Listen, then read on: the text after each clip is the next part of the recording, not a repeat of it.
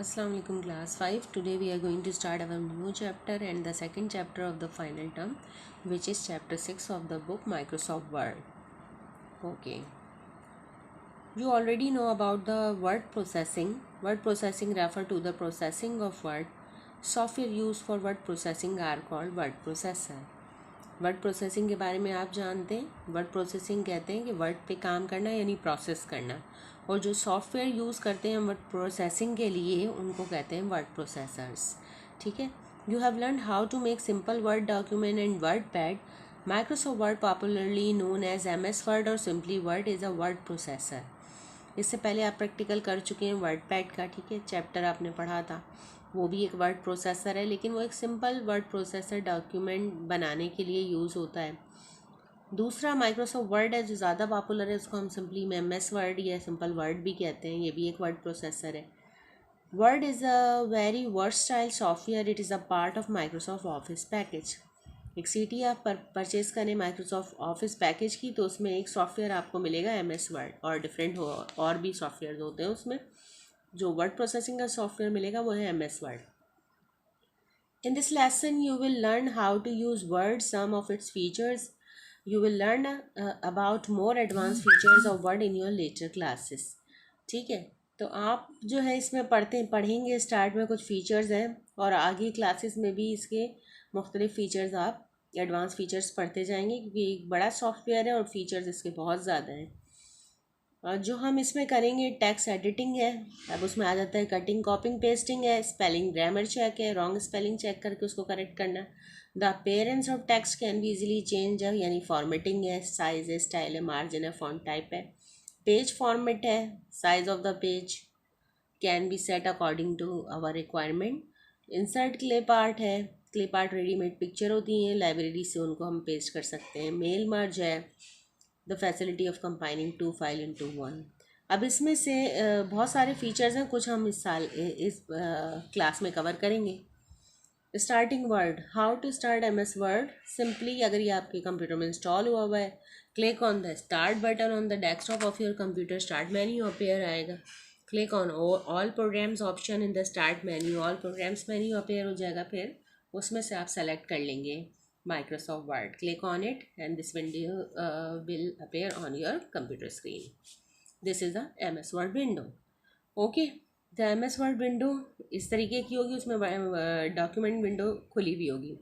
अब इसके कुछ पार्ट्स हैं, उनको हम डिटेल कर लेंगे। पहले मैं इससे बता दूँ, सबसे टॉप पे टाइटल बार है, उससे नीचे ये डिफरेंट मेन्यूज़, फाइल, एडिट नज़र आ रहे, मेन्यू बार है।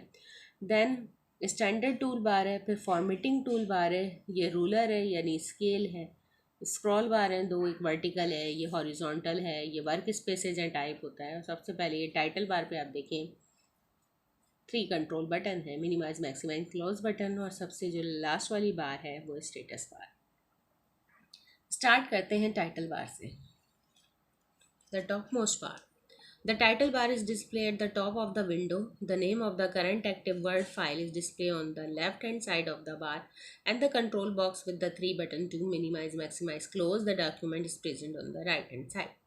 टाइटल बार सबसे पहली बार होती है, आप उसमें देख सकते हैं कि उसके लेफ़्ट साइड पे डॉक्यूमेंट जो खुला हुआ है उसका नेम होता है, और राइट साइड पे, सॉरी लेफ़्ट साइड पे और राइट साइड पे उस पर 3 कंट्रोल बटन होते हैं, minimise, maximise, close button. Turn your page.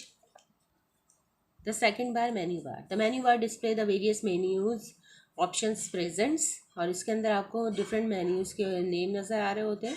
On clicking once on a menu name, a list of option drop down. अब किसी एक मेन्यू पे, फॉर एग्जांपल फाइल पे क्लिक करेंगे तो उसकी पूरी लिस्ट ड्रॉप डाउन हो जाती है। This is called a drop down और पुल डाउन मेन्यू। क्योंकि हम मेन्यू पे क्लिक करते हैं और लिस्ट जो है नीचे ड्रॉप डाउन होती है, खुलती है, तो उसको हम कहते हैं मेन्यू की टाइप है ड्रॉप डाउन या pull down.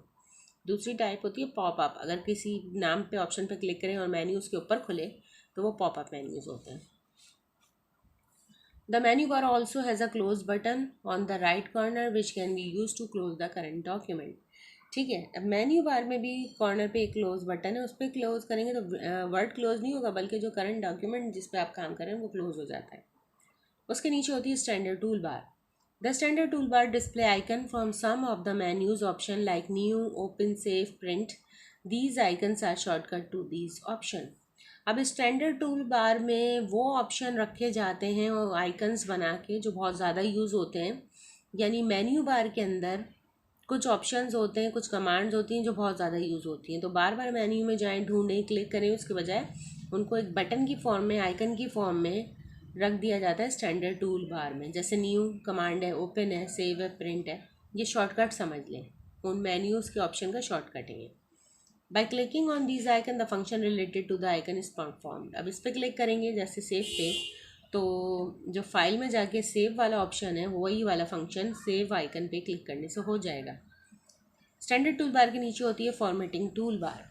The formatting tool bar display option for text and paragraph formatting. अब ये भी, इसमें भी फॉर्मेटिंग टूल बार में भी वो आइकन बना दिए जाते हैं, रखे जाते हैं जो आपको बहुत ज़्यादा यूज़ करने हैं, ज़्यादा यूज़ होते हैं टेक्स्ट और पैराग्राफ फॉर्मेटिंग के हिसाब से, और ये भी मेन्यू बार के डिफरेंट ऑप्शंस में अवेलेबल होंगे, ठीक है, लेकिन उसमें बहुत ज़्यादा होते हैं। इनमें वो कमांड्स हैं जो बार बार आप यूज़ करते हैं फॉर्मेटिंग के लिए, टेक्स्ट फॉर्मेटिंग और पैराग्राफ फॉर्मेटिंग के लिए। देखें, ये नॉर्मल फ़ॉन्ट है, फ़ॉन्ट यहाँ से चूज़ करते हैं, यहाँ से उसका साइज़ है, ये स्टाइल है, बोल्ड, इटैलिक, अंडरलाइन है, अलाइनमेंट बटन है, ठीक है।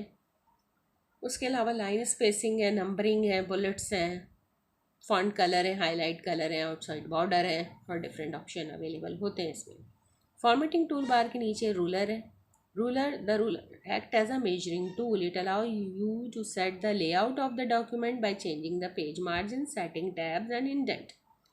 You will learn about this feature in your later classes. Ruler पे आप अपना मेजरिंग टूल के लिए यूज़ कर सकते हैं, यानी पेज को मेजर करने के लिए, और उससे कई चीज़ें सेट होती हैं, जैसे पेज मार्जिन सेट करते हैं, सेटिंग टैब्स लगा सकते हैं, इंडेंटेशन कर सकते हैं, ये आप क्लास 6 में करेंगे। Then scroll bar.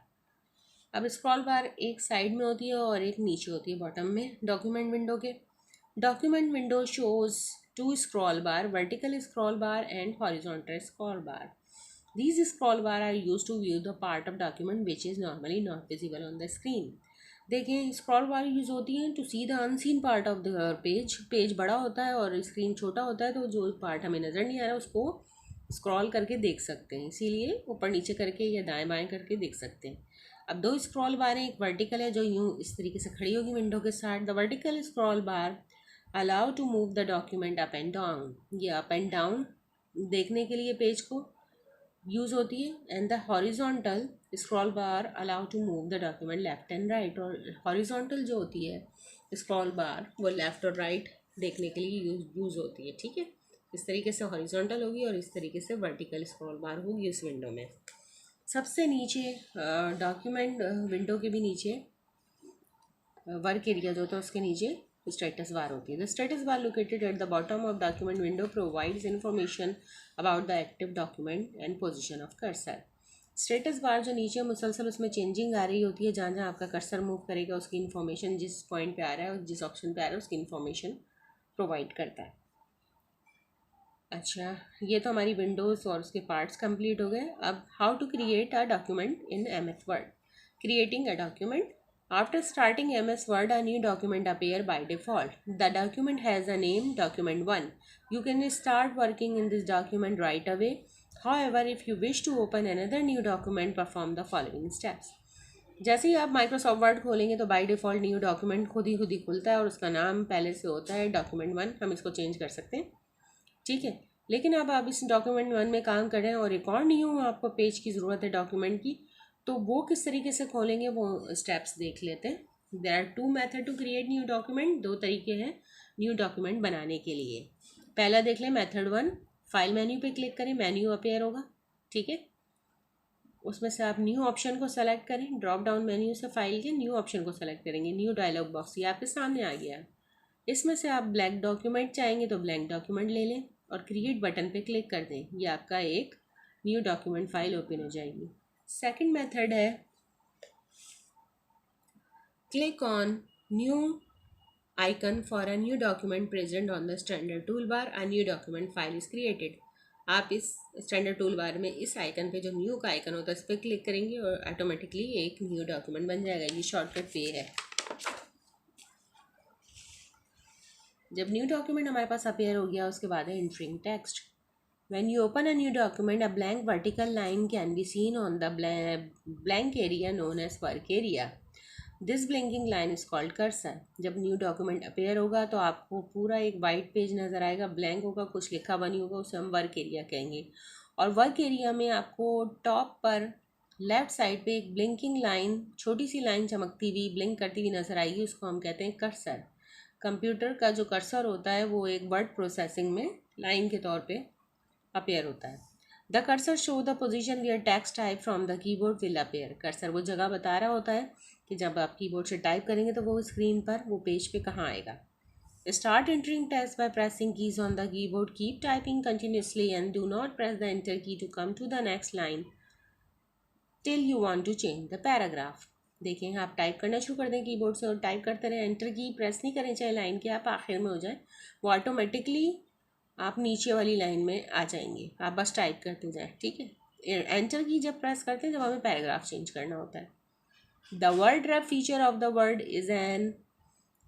is in WordPad will take care of it automatically and the text will comes in the next line on its own as you continue typing.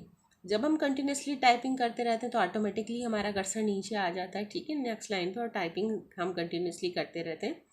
तो इस फीचर को हम कहते हैं वर्ड रैप। ऑटोमेटिकली कर्सर नीचे आ जाएगा, type करते जाएं, ऑटोमेटिकली कर्सर नीचे आ जाएगा। This is called word rap. ये वर्डपैड में भी था। ओके, नेक्स्ट हमारा टॉपिक है सेलेक्टिंग टेक्स्ट। आपने अगर टेक्स्ट टाइप कर लिया उसको सेलेक्ट किस तरह कर सकते हैं। In the previous lesson, you have learned to select a part of the text in WordPad either by using the mouse or by using the keyboard. Same procedure can be followed for selecting a text in Word. देखें, आपने पिछले chapter में जब WordPad कर रहे थे हम इसी बुक का, तो उसमें हमने देखा था कि हम दो तरह से सेलेक्ट करते हैं, by using a mouse, mouse के ज़रिए, और कीबोर्ड की कीज़ के ज़रिए। माउस से तो आपको याद होगा आसान है, बिल्कुल उसी तरीके से माउस और कीबोर्ड से जिस तरह से उसमें वर्डपैड में सेलेक्ट होता है, इसी तरह MS वर्ड में भी सेलेक्ट होता है। तकरीबन तुम्हारे जितने भी वर्ड प्रोसेसर सॉफ्टवेयर हैं उनमें इसी तरह सेलेक्शन होगी। माउस से अगर आपको याद हो तो माउस के लेफ़्ट बटन को जहाँ से हमें सेलेक्ट करना होता है वहाँ से वहाँ पे ले जाते हैं कर्सर को। फॉर एग्जांपल इस एरिया को सेलेक्ट करना है तो माउस को हम यहाँ रखेंगे, क्लिक करेंगे, लेफ़्ट बटन प्रेस करके रखेंगे, ठीक है, और ड्रैग करेंगे जहाँ तक हमें करना है। जैसे यहाँ तक करना है यहाँ तक ड्रैग करेंगे और रिलीज़ कर देंगे, तो ये पार्ट हमारा सेलेक्ट हो जाएगा। कीबोर्ड से करना होता है तो कीबोर्ड में शिफ्ट के साथ डिफरेंट कीज़ यूज़ होती हैं, 4 एरो कीज़ यूज़ होती हैं, ठीक है, एंड की यूज़ होती है, होम की यूज़ होती है सिलेक्शन के लिए। आज क्लास यहीं तक रखते हैं। एडिटिंग टैक्स इंशाल्लाह नेक्स्ट क्लास में करेंगे। Thank you.